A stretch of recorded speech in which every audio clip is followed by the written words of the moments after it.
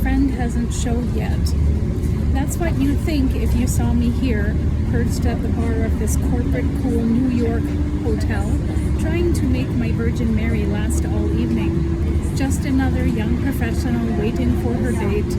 A little more dressy than some of the other women here, maybe. I don't look like I just came from an office. At the other end of the bar, a group of young men are drinking and joshing, punching one another on the shoulder to make their points. One good-looking, smartly dressed athletic catch my eye. He smiles. I look away. Soon after, a table becomes free near the back, and I take my drink over and sit at it, where suddenly this little scene unfolds. International Delton Hotel Bar, West 44th Street, New York, night. Man, belligerently. Excuse me? Someone standing in front of me. A businessman, about 45, wearing an expensive casual cut suit that suggests he's something more than the usual executive drone. The collar lapped by hair that's just a little too long for Wall Street.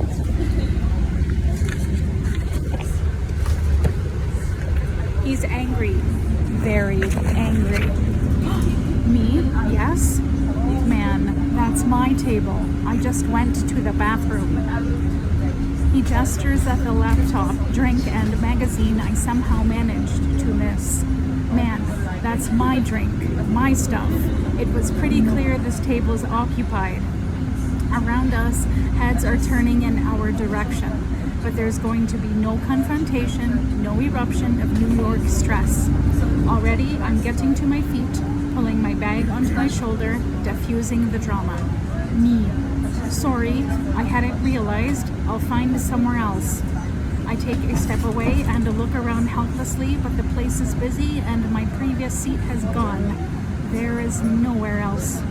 Out of the corner of my eye, I can sense him taking me in, running his eyes over Jess Donna Karen jacket, the expensive one she keeps for auditions, the soft dark cashmere that sets off my pale skin, and a dark hair.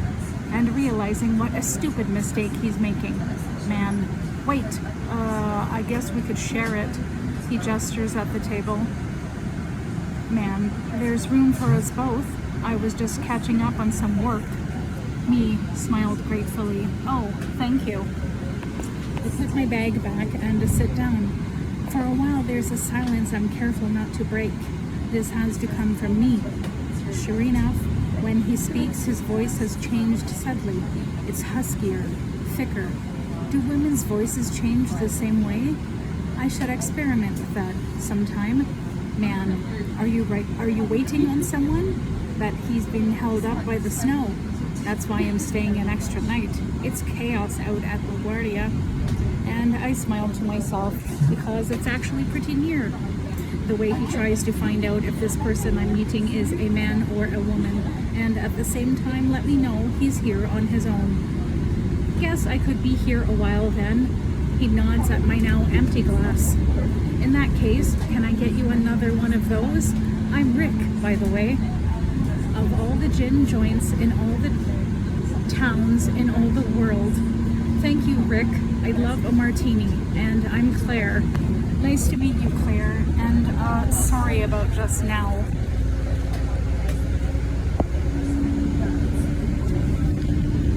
No, really, it was my mistake. I say it with such cuff-handed nonchalance, such gratitude, that even I'd be surprised to discover it's a lie. But then, this isn't lying. This is behaving truthfully under imaginary circumstance, which, as you'll discover, is very different. The waitress takes out order. As she leaves, a man at the next table leans across and gives her a harder time about a missing drink. I watch as she sulkily tugs a pen from behind her ear, almost as if she can pull the customer's words out and flick them to the floor. I could use that, I think. I put it away somewhere deep in the filing system, focus my attention back on the man opposite. What brings you to New York, Rick? Business. I'm a lawyer. I don't believe you. Rick looks puzzled. Why not? The lawyers I meet are all ugly and boring. He matched my smile. Well, I realize I specialize in the music business up in Seattle. We like to think we are a little more exciting than your average criminal attorney. How about you? What do I do for a living, or do I think I'm exciting? To our mutual surprise, we're flirting now, a little. Both. I nod at the waitress departing back. Well, I used to do that, what she does, before. Before what? Before I realized there are more exciting ways to pay the rent. It's always in the eyes, that slight, almost imperceptible stillness as an idea dawns behind them. He turns the possibilities of what I've just said over in his mind, decides he's reading too much into it. And where are you from, Claire? I'm trying to place that accent. It's Virginia, damn you.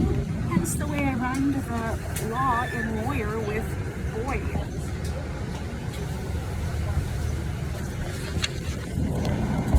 I'm from wherever you want me to be from. He smiles, a wolfish, eager smile that says, so I was right.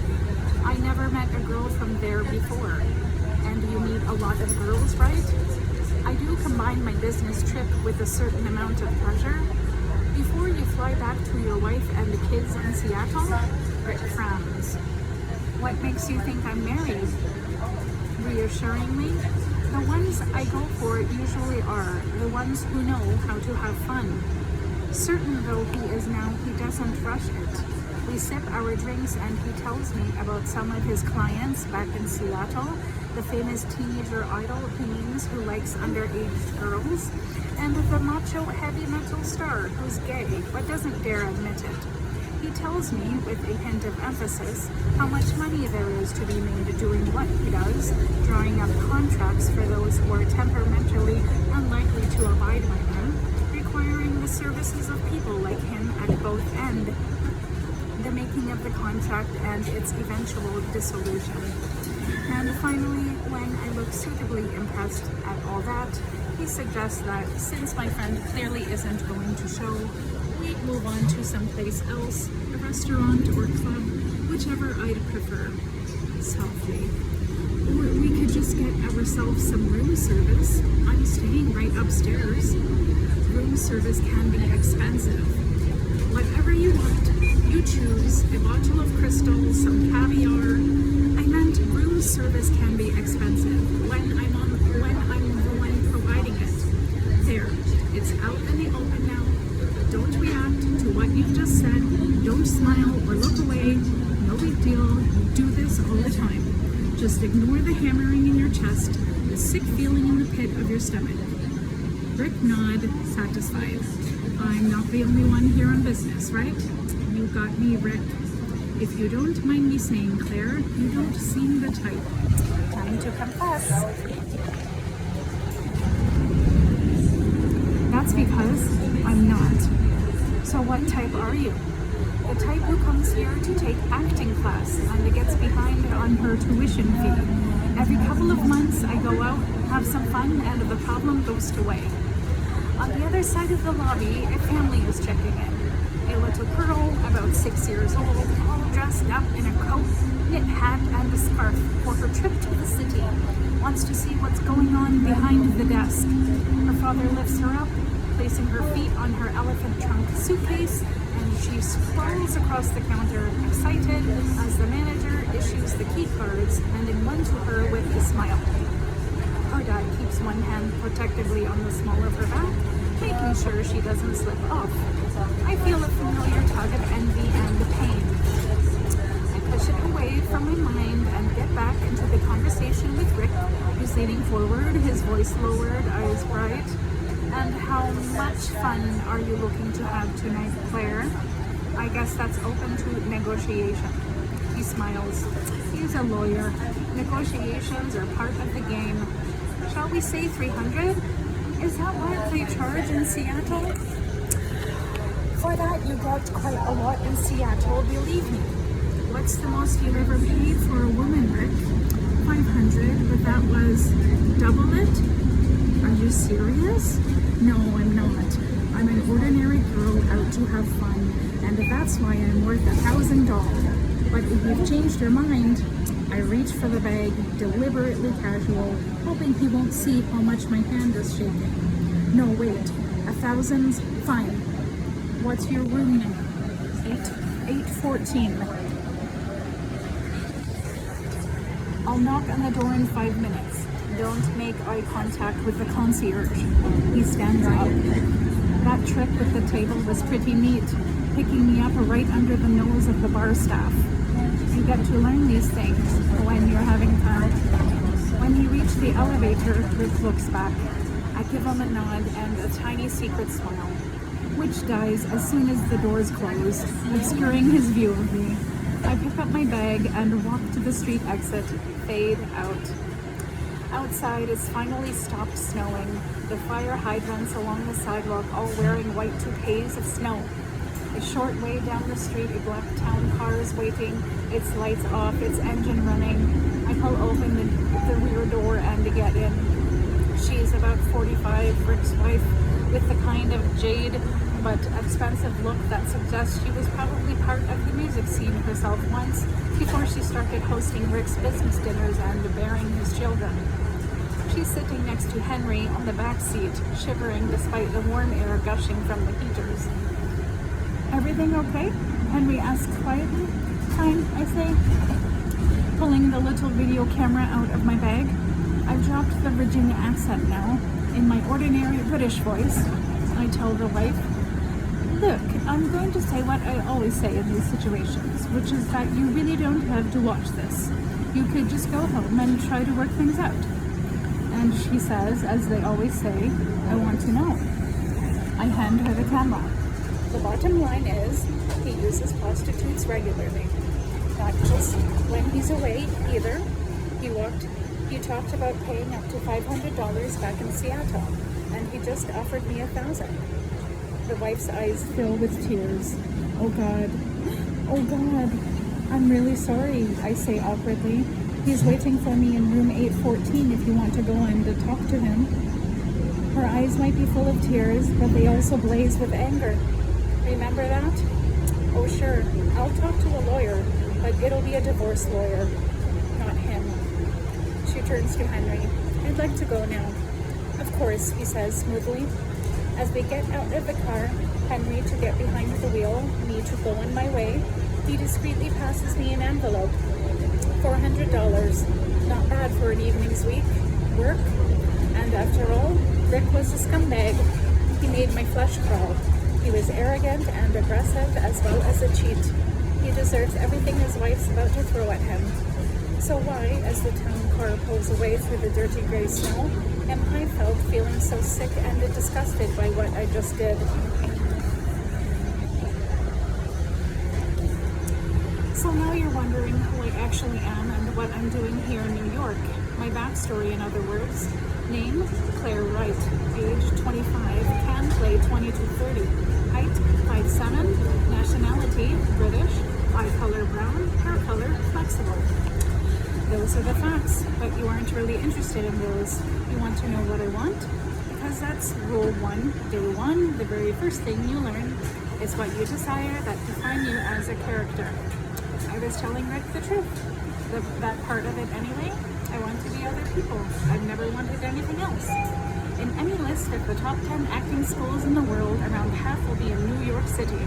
The Juilliard, the Tisch, the Neighborhood Playhouse, to name just some. All teach variations on the same approach, root in the work of a great Russian actor called Konstantin Stanislavski. It's about immersing yourself in the emotional truth of a part until it's a part of you. As the New York acting schools, they don't teach you to act, they teach you to become.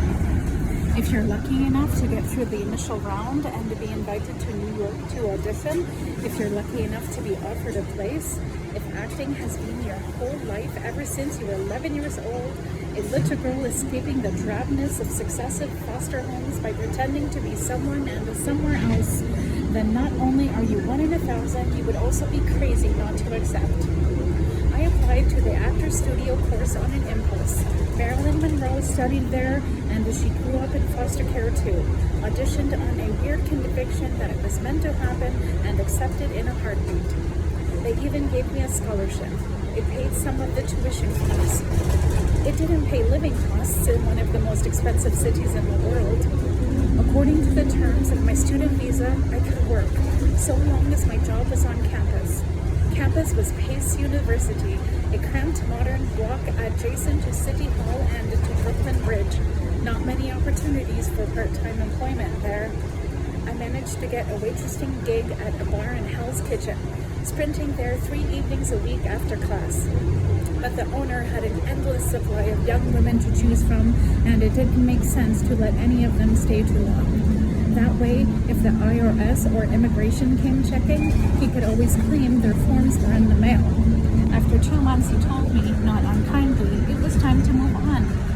One of my teachers, Paul, suggested I talk to an agent he knew. I found the address, a narrow doorway in a pre-war block zigzagged with fire escapes right at the end of 43rd Street, and walked up 3 flights of stairs to the tiniest office I'd ever been in. Every surface was piled high with headshots, scripts, and contracts. In the first room, 2 assistants sat either side of a cramped single desk. I heard my name being called from the second. Sitting behind another desk was a small woman rattling with oversized plastic jewelry. In her hand, she had my CD, which she was reading aloud while simultaneously waving me to a seat on the other side of the desk. International New York Agent Office Day. Marcy Matthews, a tough New York agent, is reading my CD.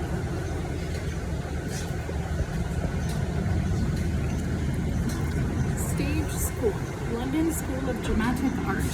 For 1 year, a TV walk-on, a couple of European art house movies that never got released. She tossed the CD aside, unimpressed, and stares at me critically. But you're pretty enough, not beautiful, but you can play beautiful. And Paul Lewis tells me you have talent. Please, we're trying to be modest. He's such a great teacher. Interrupting. I still can't represent you. Why not? No green card for one thing, which means no union membership, which means no work. There must be something I can do. Sure, you can go back to England and apply for a green card. I can't do that. Why not? It's complicated. No, it's not. It's depressingly familiar. She reaches for a vape and clicks it on. I emailed a couple of colleagues in London about you, Claire. Know what they said? Miserably. I can probably guess. The kindest was a little intense. Mostly it was stay away, and when I went deeper, the word tumult kept cropping up. She raises her eyebrows. Care to explain? I take a deep breath. Tumult. That was the title of my first studio movie. My big break.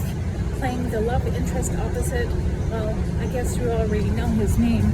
He's famous and good looking, and everybody knows he was one of the happiest marriages in showbiz. I look at her defiantly. So when he fell in love with me, I knew it was the real thing. Sure. That was before I heard of the phrase they use on movie shoots. DCOL, darling, doesn't count on location. And after 4 weeks, his famously beautiful wife turned up on set with his 3 famously beautiful kids in a row.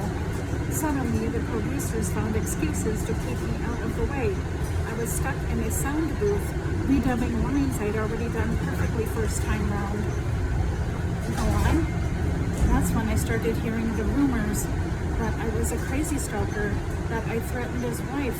The same PR machine that spun his movies was now spinning me.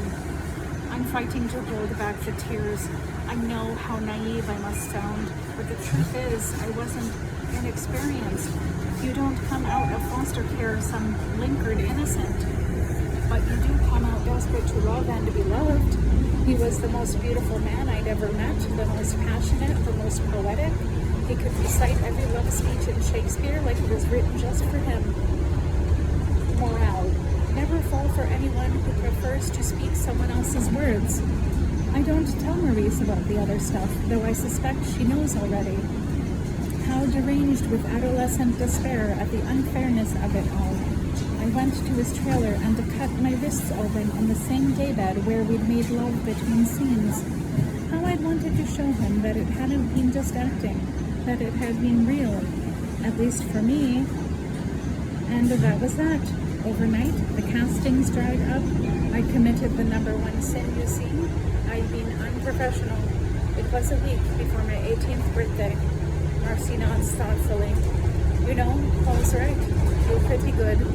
For a moment there, you almost had me feeling sorry for you. Instead of, what a dumb, self-destructive fuck-up. She stabs the end of the vape at me. The producers were right. Find yourself another career.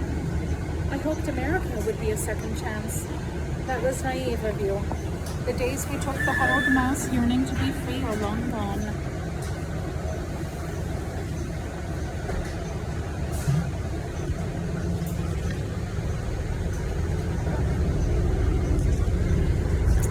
This is the only career I ever wanted, but I can't go on studying with some kind of work.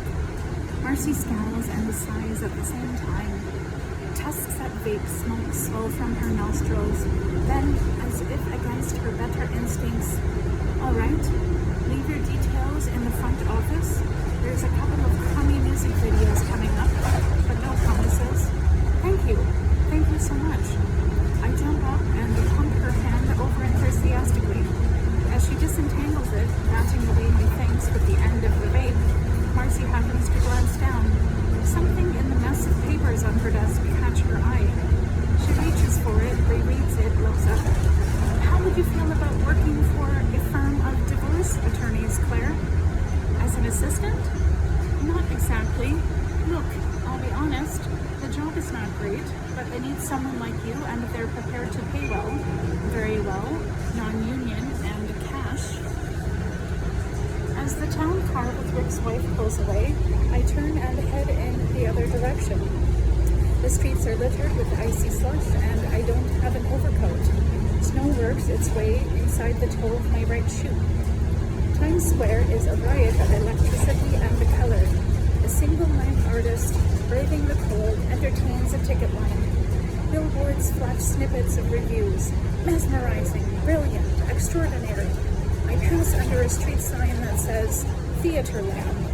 Theaterland. If people were allowed to pick their own country, that would be mine.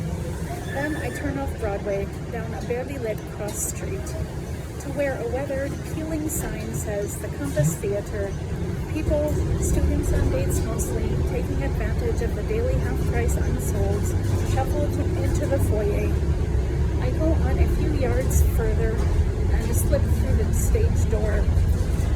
Assistant stage managers, the runners, and the gophers of the backstage operation are rushing around urgently with props and clipboards. I find the greens room. It's been divided with the stage flat to create 2 makeshift dressing rooms, girls one side, boys the other. In the first one, Jess is putting on her makeup in a mirror she's sharing with 3 other girls, all of whom are trying to do the same thing.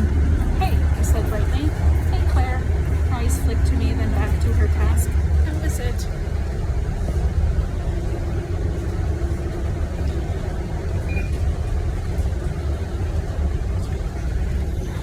I pull out Henry's envelope. It was $400. Now I just owe you another 3. Jess' dad, who's super rich, has bought her an apartment in Manhattan. I am supposed to pay rent monthly, but sometimes I get a little behind. Great, she says distractedly. Actually, give it to me later, could you? We're going out after and I'll only lose it. I must look hopeful because she adds, why not watch the show and come along? You can tell me if I've nailed that feminine distress Jack's been going on about. Sure, why not? I say casually. Because even the company of actors in a bar is better than nothing. 3 minutes, a stage manager calls, slapping the flat with his hand. Wish me luck, Jess says, smoothing down her dress as she gets up, eyes still in the mirror, break a leg, and all that shit. Good luck. Not that you need it, and to take the forest scene slower, whatever your dumb-ass director says. Within seconds, the green room has emptied. I make my way to the side of the stage. As the house lights go down, I peek forward and peek at the audience through a gap in the scenery, breathing in the potent, addictive stage dust, moth-eaten cloth, and charisma. That moment of power as the darkness settles, and with it all the noise and bustle is just every day. For a beat, we all hang there, waiting. Then the stage lights come up, rich with color, and I take a step back. Snow tumbles through the air, glittering and soft. Fake snow, but the audience gasps anyway. The director's big idea is that this Midsummer Night's Dream takes place in winter. A gimmick, I thought when Jess told me, but now, seeing those fat snowflakes drifting through the air, settling like sequins in the actors' hair as they tumble noisily into the stage, I can see how he's captured in one image the play's magical, otherworldly quality. Theseus, now fair Hippolyta, one nuptial hour, draws on space. I feel a sudden stab of longing. This is the Forbidden Kingdom, the dream from which my lack of a green card and my problems in the UK have banished me. The hunger is something physical, a craving so deep it knots my stomach and it thickens my throat. Tears sting my eyes. But even as the stage swings glassily to and fro, I find myself thinking, next time you need to feel something in class, use this. It's gold dust.